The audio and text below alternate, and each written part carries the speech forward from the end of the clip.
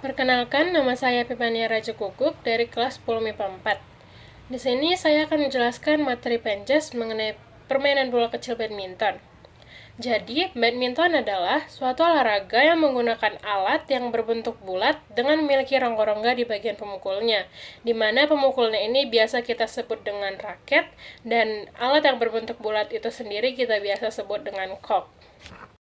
Sejarah permainan bola kecil badminton ini kemungkinan berkembang di Mesir kuno sekitar 2000 tahun yang lalu, yang juga disebut-sebut di India dan Republik Rakyat Tiongkok. Sedangkan di Tiongkok sendiri terdapat permainan yang disebut jianzi yang melibatkan penggunaan kok tetapi tanpa raket. Di Inggris sendiri, sejak zaman pertengahan, permainan anak-anak yang disebut battledores dan shuttlecocks sangatlah populer.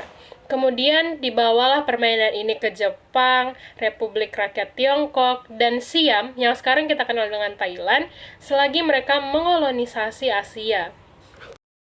Lalu, diciptakanlah olahraga kompetitif bulu tangkis oleh tentara Britania di Pun, Italia, pada abad ke-19 saat mereka menambahkan jaring dan memainkannya secara bersaingan.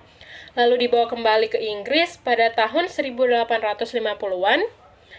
Olahraga ini mendapat namanya yang sekarang, atau yang kita kenal dengan bulu tangkis dan juga dalam bahasa Inggrisnya badminton, pada tahun 1860 di dalam sebuah pamflet oleh Isaac Spratt. Dan rancangan peraturannya pertama kali ditulis oleh klub badminton Bath pada tahun 1877. Asosiasi bulu tangkis Inggris dibentuk pada tahun 1893 dan kejuaraan internasional pertamanya pada tahun 1899 dengan kejuaraan All England. Peraturan-peraturan dalam permainan bola kecil badminton ini yang pertama adalah pihak yang bolanya banyak mati dianggap kalah. Biasanya ini dilakukan dalam rentang waktu 8-10 menit. Yang kedua, permainan ini diawali dengan pukulan servis forehand dan juga backhand. Yang ketiga, ada peraturan penilaian. Yang pertama, dalam permainan bulu tangkis, dalam nomor ganda maupun tunggal terdiri atas 21 angka. Namun, harus terdapat selisih 2 angka ketika mendapatkan poin 20-20 maupun 21-20. Yang kedua, permainan dalam olahraga bulu tangkis terdiri dari 2 set. Peraturan keempat adalah peraturan dalam pertandingan ganda. Yang pertama, sebelum pertandingan dimulai, telah ditetapkan pihak mana yang akan melakukan servis pertama kali. Yang kedua, pukulan servis pertama yang dilakukan selalu dilakukan dari bidang servis kanan.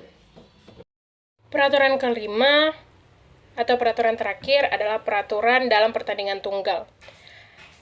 Pertama, servis dilakukan dan diterima dari bidang kanan apabila nilai pelaku servis adalah 0 atau angka genap, seperti 2, 4, dan 6, dan seterusnya. Kebalikannya jika dari bidang kiri, apabila nilai pelaku servis adalah angka ganjil, seperti 1, 3, 5, dan seterusnya. Yang kedua, kedua pemain yang bermain akan mengubah bidang servis tempat masing-masing pemain itu berdiri setiap kali sebuah poin dihasilkan dalam setiap pertandingan. Berikutnya mengenai teknik dalam permainan bola kecil badminton. Yang pertama, ada teknik memegang raket.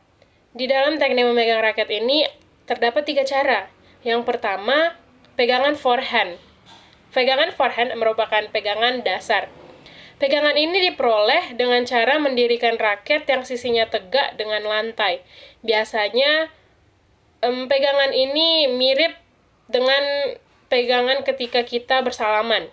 Yang kedua, ada pegangan backhand, di mana pegangan ini dapat diperoleh dengan jalan memutar 1/4 ke kanan dari pegangan forehand. Yang ketiga, ada pegangan pukul kasur atau pegangan Amerika. Cara pertama, mula-mula raket diletakkan secara mendatar di atas lantai. Yang kedua, kemudian Ambil dan peganglah raket pada pegangannya, sehingga bagian tangan antara ibu jari dan jari telunjuk menempel pada bagian permukaan yang lebar. Teknik yang kedua adalah teknik pukulan. Yang pertama ada pukulan servis.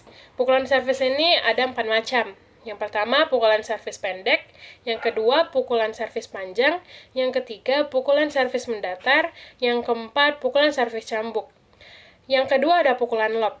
Terbagi menjadi 2. Yang pertama, overhead lob, dilakukan dari atas kepala. Yang kedua, underhead lob, dilakukan dari bawah.